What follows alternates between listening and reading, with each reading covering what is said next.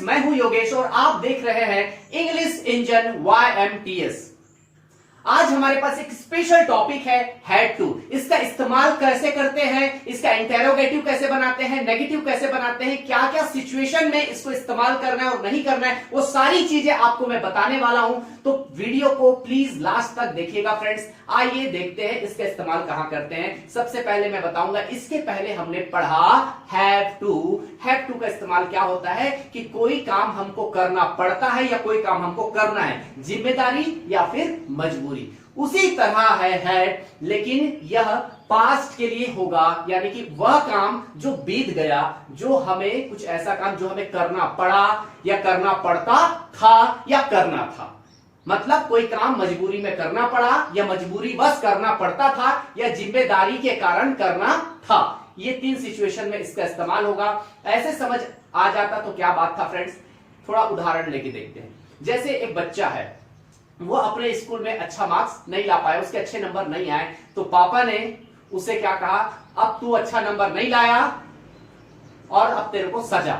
तो वो बच्चा अपना बताएगा, सर मैं लास्ट ईयर अच्छा नंबर नहीं लाया, इस वजह से मुझे बहुत सुनना पड़ा। आप समझ रहे हैं, मजबूरी ना, सुनना पड़ा, मुझे बहुत सुनना पड़ा, मुझे घर का काम करना पड़ता था, मुझे घर का काम करना पड़ता था, और कल तो सर मुझे बहुत सारा काम करना था क्योंकि मैं अच्छा नंबर नहीं लाया। सर मैं मार्केट जा रहा था और मेरा पर्स गिर गया, जिस वजह से मम्मी का मुझे बहुत सुनना पड़ा, मुझे मार खाना पड़ा।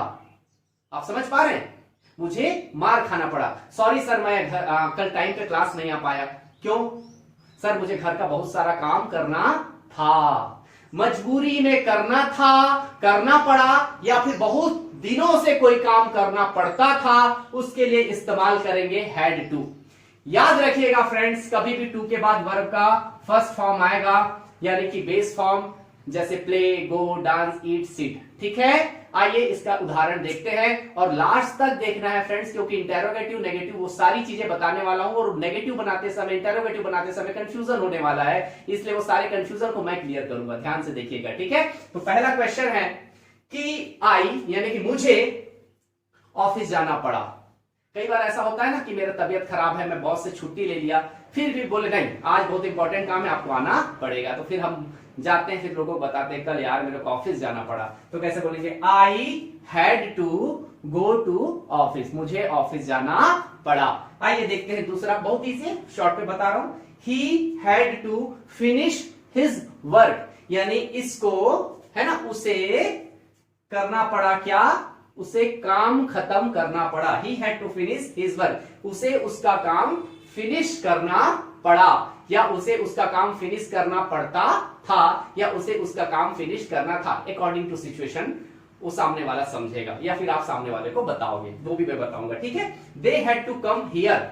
दे हैड टू कम हियर क्या मतलब है, इन्हें यहां आना पड़ता था या इन्हें आना था। अब ये आप कैसे जानोगे कब बोलना है। भाई देखिए, आप बहुत दिन से कुछ ऐसा मजबूरी वाला काम कर रहे थे, है ना, आपको करना पड़ रहा था, तो लोगों को बताओगे आई हैड टू डू, मुझे करना पड़ता था। या फिर एक दिन करना पड़ा तो भी बोलोगे आई हैड टू डू, मुझे करना पड़ा। तो सामने वाला समझेगा। आपको दोनों सिचुएशन के लिए एक ही फॉर्मूला यूज करना है, हैड टू। एक दो और बताता हूं, मुझे कल स्कूल जाना पड़ा। चलिए आप भी बोलिए please, I had to go to school.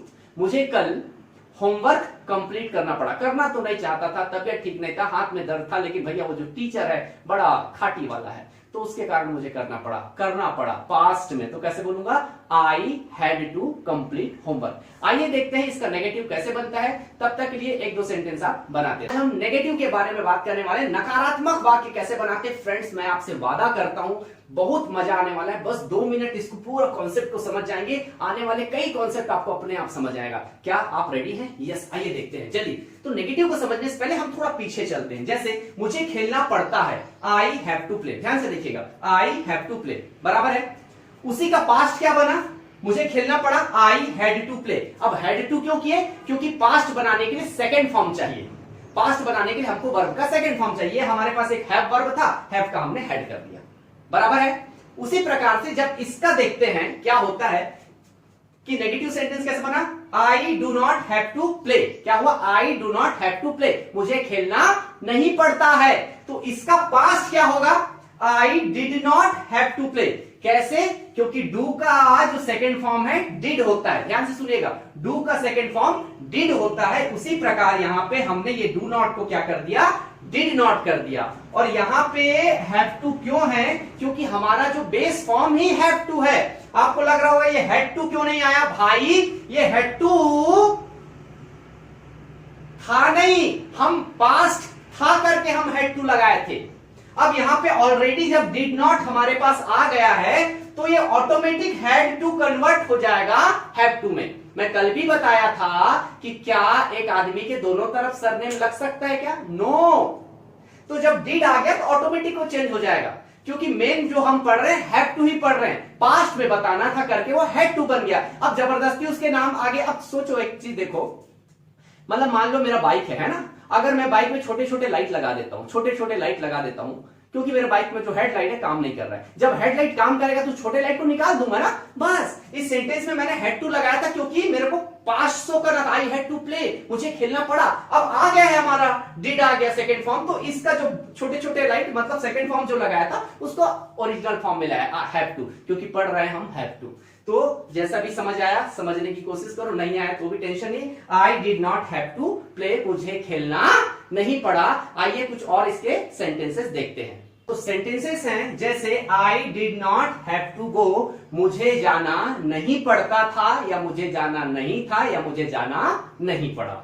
ठीक है, देखिए I did not have to cook, यानी कि मुझे कल मतलब कल के बारे में बात करें, मुझे कल खाना बनाना नहीं पड़ा, या बहुत दिनों की बात करें यार मुझे खाना बनाना पड़ता ही नहीं था क्योंकि मेरे रूम में इतने सारे लोग थे, सारे के सारे, समझ रहे हो ना, वो वही लोग बना लेते थे खाना, बोलना नहीं है। ठीक है, आइए they did not have to pay fine, उन्हें, इन लोगों को, इन्हें डिड नॉट हैव टू पे यानी इन्हें फाइन देना नहीं पड़ा, फाइन पे करना नहीं पड़ा। आइए देखते हैं इसका इंटेरोगेटिव सेंटेंस कैसे बनेगा, ध्यान से देखिएगा, ध्यान से देखिएगा। कल ही हम देखे थे क्या तुम्हें मार्केट जाना पड़ता है, तो हम बोलते थे do you have to go to market. क्या तुम्हें काम खत्म करना पड़ता है तो कैसे बोलते थे, do you have to finish work. ये वर्तमान में था, कल पढ़ रहे थे। ठीक है, आज उसी को बोलेंगे तो क्या है, देखिए डिड लगेगा। कैसे, डू का सेकेंड फॉर्म क्या होता है, डिड। तो एक जगह पास्ट लगे तो did you have to finish work, मतलब क्या तुम्हें काम खत्म करना पड़ा, एक तरीके से समझे। और अगर हम इसको मिटा देते हैं तो यहां से भी समझ सकते हैं, कैसे, he had to finish work, he had to finish work. इसे, इस लड़के को, जो भी व्यक्ति है, इसे, लड़का होगा ही है इसलिए, इसे हैड टू फिनिश वर्क, इसे काम खत्म करना पड़ा। अब इसी का क्वेश्चन है, क्या इसे काम खत्म करना पड़ा, तो हमेशा याद रखना हेल्पिंग वर्ब आएगा।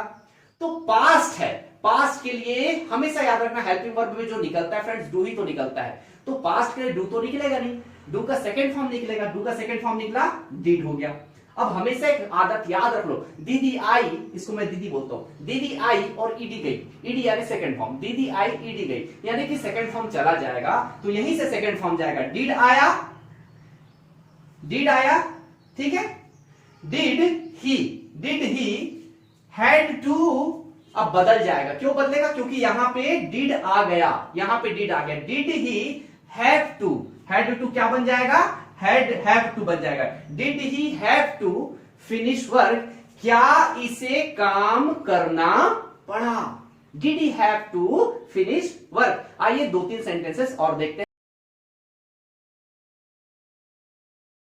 तुम्हें ऑफिस जाना पड़ा, क्या ऑफिस जाना पड़ता था, या क्या तुम्हें ऑफिस जाना था क्या, did you have to go to office. मैं पहले ही बता चुका हूं, अब आपको प्रैक्टिस कर लीजिए। ठीक है, एक और लेते हैं, did you have to finish work, क्या तुम्हें अपना काम खत्म करना पड़ा, क्या तुम्हें अपना काम खत्म करना पड़ा, या क्या तुम्हें अपना काम खत्म करना पड़ता था। आपको समझना है, आप उनसे क्या पूछेंगे, दोनों के लिए आप यही फॉर्मूला यूज करेंगे। आइए नेगेटिव इंटेरोगेटिव भी इसी के साथ साथ देख लेते हैं, बड़ा आसान होगा फ्रेंड्स। ठीक है, इसी में से देखते हैं, did you have to go to office, क्या तुम्हें ऑफिस जाना पड़ा।